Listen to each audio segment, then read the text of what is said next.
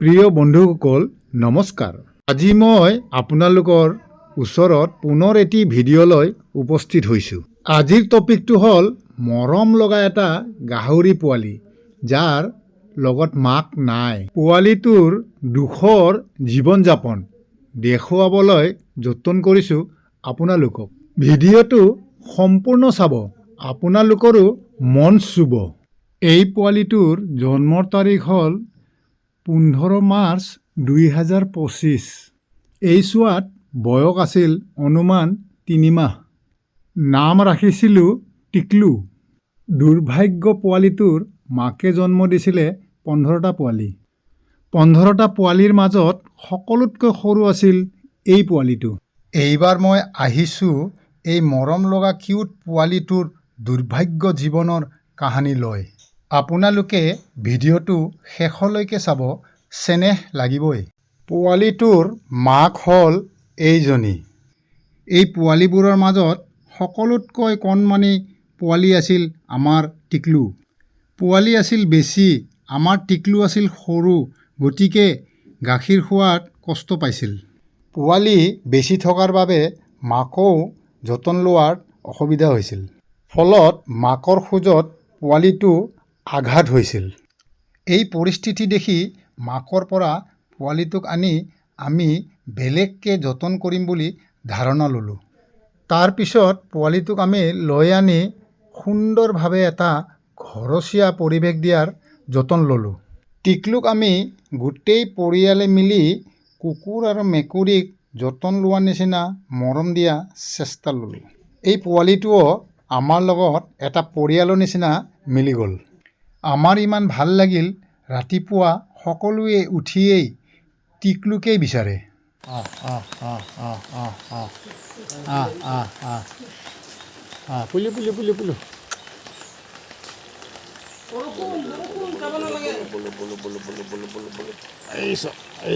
কিমান মৰম পায় বেচেৰা, কিমান ফূৰ্তি কালিৰ পৰা আৰু কি হয় কেনেকৈ থাকে।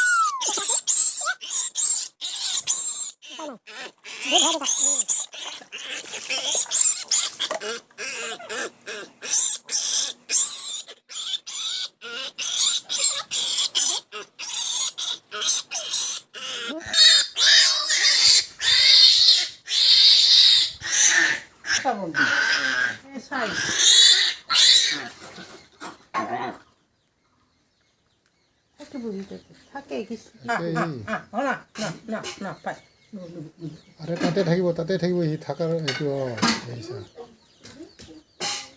এতিয়া হ'ল নে তাৰ গম পাইছে, গা ধোৱা হৈ গ'ল।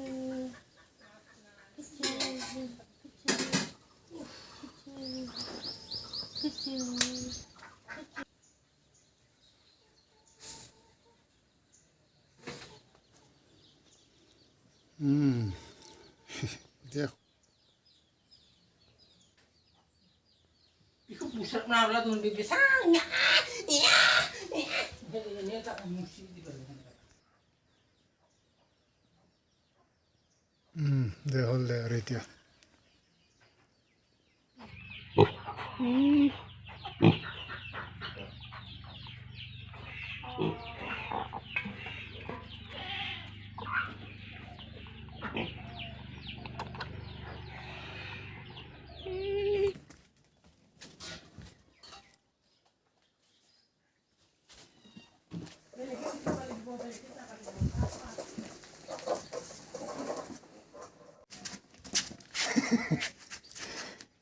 কি উৎপাত বে দেখা না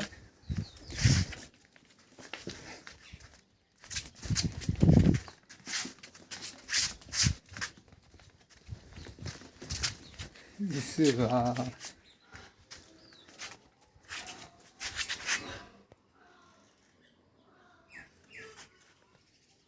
কি হল হল লাগি গল দেখলে দৌৰি দৌৰি দৌৰি দৌৰি ভাগৰ লাগিছে আৰু ইমান দৌৰিব পাৰে বে ইমান দৌৰিব পাৰে বাপৰে কেনেকৈ দৌৰিছে ভৰি ভৰি দেখিছেনে নাহিব চানা কম নাজানে আই ন ন তাল নাচিবা এতিয়া কৰ তুটুয়া তুটু তুটু মানে কেন চানা হিও কম কি খানা ধৰিবতো ইচ্ছা নাই না ভালো পায় এবার জায়গাটা কম পাইছে এটা ঠুরি রাই এ রাম পাস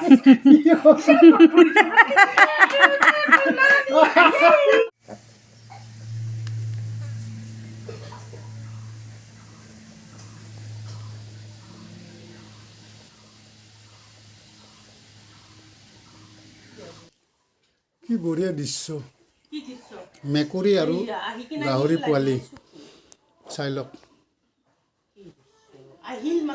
পোহনীয়া গাহৰি পোহনীয়া মেকুৰী ইমান ধুনীয়া এনেকুৱা মানুহৰো মৰম নাথাকে সেই এনেকৈ মানুহৰ পিছে পিছে ঘৰৰ মানুহ পিছে পিছে ঘূৰি ফুৰে দৌৰি ফুৰে এই চব জেগাত যাব পিছে পিছে পিছে পিছে এইয়া এই চব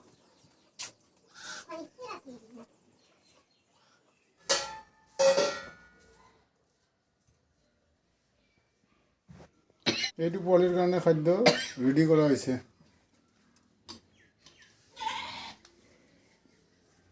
ইয়াত কি ফিড দিয়া আছে মই দেখুৱাম বাৰু কি দিয়া আছে ইয়াতে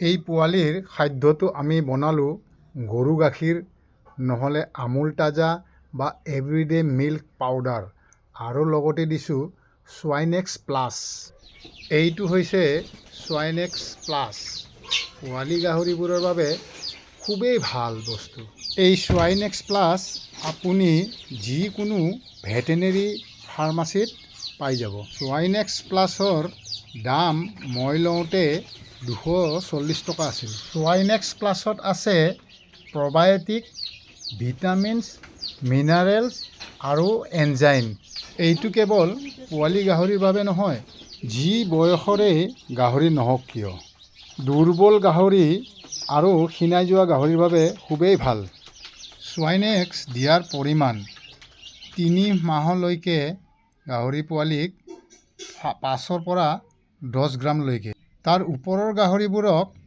10 পৰা 20 গ্ৰামকৈ দিব লাগে দিনত এবাৰ বন্ধুসকল কিমান ভালকৈ খাইছে চাওক এনেকৈ খোৱা মেলা কৰিলে আমাৰো মনটো ভাল লাগে ঠিক এনেধৰণে খাদ্য আমি পোৱালিটোক দিনত 4 বাৰকৈ দিছোঁ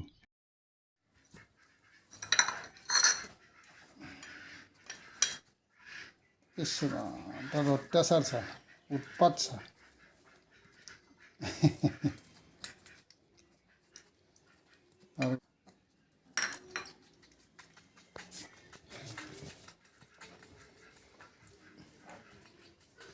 খাই লৈ বাহিৰৰ পৰা হাগি মুতি আহিলে এতিয়া শুব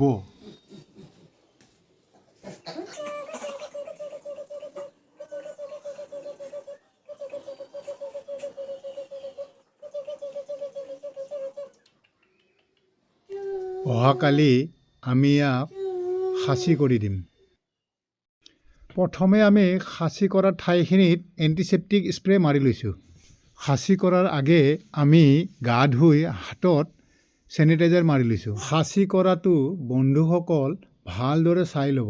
খাচী কৰা যন্ত্ৰটো আমি নতুন এটা ব্লেড লৈছোঁ। আপোনালোকে মেডিকেলত অপাৰেশ্যন কৰা স্কেলপেলো ল'ব পাৰে। পোৱালিটোক ধৰি ৰখাত সহায় কৰাৰ বাবে এজন লগত লৈ ল'ব। সাৱধানে ব্লেড ব্যৱহাৰ কৰিব যাতে হাত আৰু শৰীৰত নালাগে।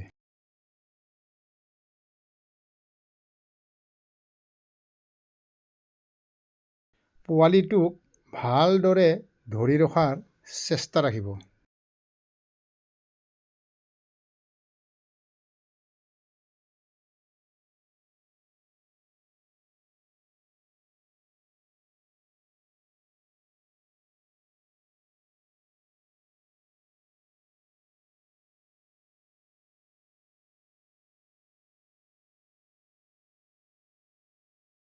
বন্ধুসকল ভালদৰে চাই লওক ক'ত কাটিব লাগে আৰু কেনেকৈ কাটিব লাগে। কামবোৰ খৰধৰকৈ নকৰিব, জেণ্টেললি কৰিব।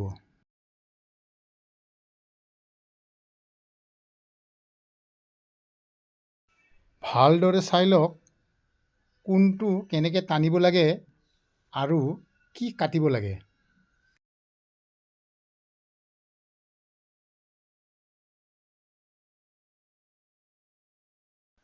অপাৰেশ্যন হৈ গ'ল। এতিয়া আমি অপাৰেশ্যন কৰা ঠাইখিনিত হালধি পাউডাৰ ধুনীয়াকৈ লগাই দিম। ইচ্ছা কৰিলে কাটা ঠাইখিনিত আপোনালোকে চিলাইও কৰিব পাৰে। কাটাৰ পাছত চিলাই কেনেধৰণে কৰে পদ্ধতিবোৰ সম্পূৰ্ণকৈ অন্য এটা ভিডিঅ'ত দাঙি ধৰিম। এই ভিডিঅ'ত ক'ব গ'লে ভিডিঅ'টো লম্বা হৈ যাব। তাৰপিছত ঠাইখিনিত এণ্টিছেপ্টিক স্প্ৰে মাৰি দিম।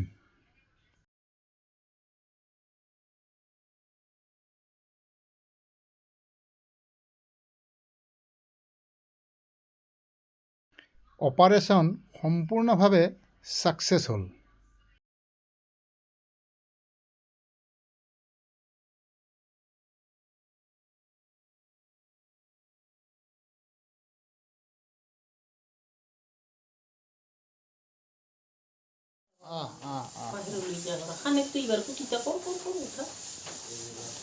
এইয়া কালি খাহী কৰাৰ পাছত আজি দৃশ্য ভাল পাইছে। ভগৱানৰ কৃপাত এনে বৰ্তমানটো ঠিকে আছে, দানাও খাই আছে। আজিৰ বতৰটো ডাৱৰীয়া, পানীৰ বতৰ। এইয়া কণ্ডিশ্যনটো এইটো চব ঠিকে আছে, যে দানা খাব গৈ আছে বেচাৰা।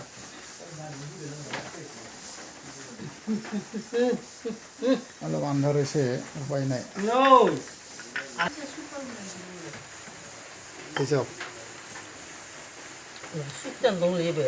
ধুনীয়াকৈ খাই আছে, দানা আজি খাই আছে, ধুনীয়াকৈ খাই আছে। আজি ডাৱৰীয়া বতৰ, বৰষুণ পৰি আছে, সেইকাৰণে ঘৰৰ ভিতৰত অলপ অন্ধকাৰ হৈ আছে, আন্ধাৰ হৈ আছে। সেইকাৰণে আমি লাইট মাৰি আমি ভিডিঅ'টো কৰিব লগা হৈছে। এইটো তাৰ অপাৰেশ্যনটো, এইটো লাহে লাহে ভাল হ'ব। এনেকৈ ঠিকে আছে।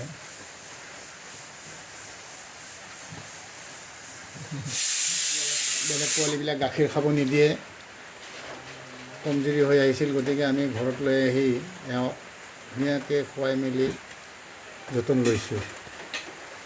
আপোনালোকেও ঠিক এই ধৰণে কেতিয়াবা আপোনালোকৰ যদি এনেকৈ হয়, কি ধৰণে আপোনালোকে যতন ল'ব সেইটো আপোনালোকক স্পষ্ট মই ভিডিঅ' কৰি দেখুৱাই চাওক।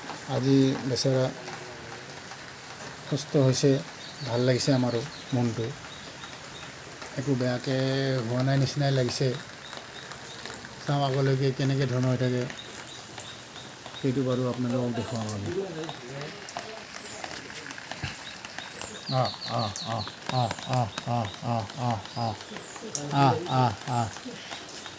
পুলু বৰষুণ যাব নালাগে। এই চাওক এইয়া কিমান মৰম পায় বেচেৰা, কিমান ফূৰ্তি। কালিৰ পৰা খাই কৰোঁতে অপাৰেশ্যন হওঁতে বেচেৰা অলপমান অসুস্থ হৈছে আৰু আমি ঔষধ পাতিও খুৱাইছোঁ। এতিয়ালৈকে অলপমান ঠিক আছে, ভগৱানৰ কৃপাত চাওঁ আৰু কি হয়, কেনেকৈ থাকে। এই চাওক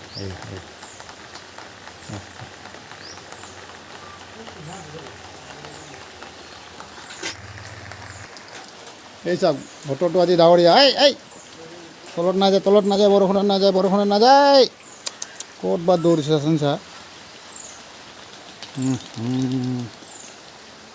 চাওক ক'ত দৌৰি আছে। এইয়া হাগি আহিছিল কি? নাই ক'ত গৈছিলি নহ'লে? নাজানো, এনেই গুচি গৈছিল। এক পাক ফুৰি আহিল আৰু বৰষুণত ভিজি কিনে দৌৰি ঘৰত সোমাই গ'ল। এতিয়া খুজাব, কেইদিনমান খুজাব, সেইটো আমি যতন ল'ব লাগিব। খুজালে ফাটিব পাৰে, গাও হৈ যাব পাৰে। গতিকে আমি অলপ ধ্যান দিব লাগিব যাতে খাই কৰা জেগাখিনিত। এইয়া খুজাইছে না, এইটো চাওক, এই এনেকৈ খুজাই থাকিব। অ'ৰে বাবা উঠি এইটাক উঠাই দিব লাগে। এইটো এনেধৰণে, নহ'লে ইহঁতে খুজাই ফাটাই লয় কেতিয়াবা। সেইটো আমি ধ্যান ৰাখিব লাগিব। খাহী কৰাৰ পাছত আমি এই স্প্ৰেটো মাৰিছোঁ, খাই লওক। আপোনালোকেও এই স্প্ৰেটো ব্যৱহাৰ কৰিব। খালি অকল খাহী কৰাৰ কাৰণে বুলি নহয়, কিবা কাটা চিঙা হ'লেও মহ মাখি নপৰাৰ কাৰণে এই জন্তুবোৰক এইটো মাৰি দিয়ে। মহ মাখি পৰিলে আকৌ ঘাঁহ হ'ব পাৰে, কণী পাৰিলে আকৌ পোকা চোকা হৈ যাব পাৰে। গতিকে এইটো আমি মাৰি দিছোঁ আজি। এই চাওক, পায়খানা কৰি আহিছে, আহি কিনে এই ইয়াতে শুই আছে। এই চাওক, খুজাইছে যে খাহী কৰা জেগাখিনিত খুজাইছে না, খুজোৱাৰ বাবে এনেকৈ আহি কিনে এনেকৈ শুই থাকে। কাপোৰ চাপোৰ দিলে উপায় নাই আৰু, বেলেগকৈ এটা বিচনা কৰি দিওঁ আমি। ৰাতি কেতিয়াবা মোৰ লগতো মাটিত শুলে এনেকৈ শুই থাকে।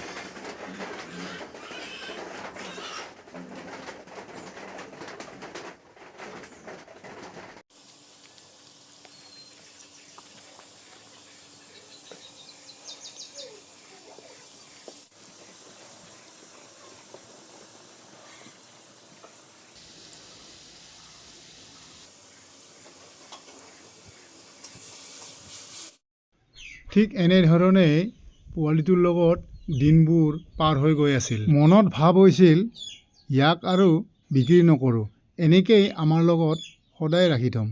3 মাহ পিছত পোৱালিটো অসুস্থ দেখা গ'ল। পোৱালিটোৰ ব্লাড ডিচেণ্টেৰী হৈছিলে আৰু লগতে শাও পৰিছিল। আমি ঘৰুৱা পদ্ধতিৰে ট্ৰিটমেণ্ট কৰিছিলোঁ। নাগা লেৱা নামৰ পাত এবিধ বটি পেলাই খুৱাই দিছিলোঁ। সাধাৰণতে গাহৰিবোৰক আমি প্ৰথমে ঘৰুৱা পদ্ধতিৰেই ট্ৰিটমেণ্ট কৰোঁ। যদি ভাল নাপায় তেতিয়াহ'লে ডক্তৰক দেখাওঁ। নাগা লেৱা খুৱাই দিয়াৰ পাছত ভাল হৈছিল। ভাল পাইছিল যদিও পোৱালিটো খুব এটা সুস্থ নাছিল, গাত ফূৰ্তি নাছিল। ভগৱানে জানে কি হ'ল। লাহে লাহে অসুস্থ হৈ আহিব ধৰিলে। খোৱা লোৱাবোৰ কমি গৈ আছিল। ভিতৰুৱাকৈ কিবা এটা নিশ্চয় হৈছে। মোৰ মনত অনুভৱ জাগিল। কিছুমান গাহৰিৰ খাহী কৰা ঠাইখিনি ঠিক এনেধৰণে ফুলি যায়। বেছিকৈ খাদ্য খালে নাড়ী ভুঁড়িবোৰ এই টোপোলাত আহি যায়। সদায় বেছিকৈ খাদ্য খোৱাৰ ফলত এই টোপোলাটো বাঢ়িয়ে গৈ থাকে। গতিকে বন্ধুসকল, এনেকুৱা লক্ষণ দেখিলে প্ৰথমৰ পৰাই কমকৈ খাদ্য খুৱাব লাগে। বেছিকৈ বাঢ়ি গ'লে টোপোলাটো ফাটি যায়। ফাটি গ'লে গাহৰিটো মৰা নিশ্চিত। মই অতি সোনকালেই ডক্তৰ মাতিলোঁ। ডক্তৰে ক'লে এই টোপোলাটোত ইনফেকশ্যন হৈছে, তাত কিছুমান পুজজাতীয় বস্তু জমি আছে। অতি সোনকালে সেই ময়লাবোৰ ওলাই দিব লাগিব। এতিয়া বন্ধুসকল, ডক্তৰে আহি কি কৰিলে আপোনালোকে চাওক। কিমান ডাঙৰ হৈ গৈছিল ভালদৰে চাওক।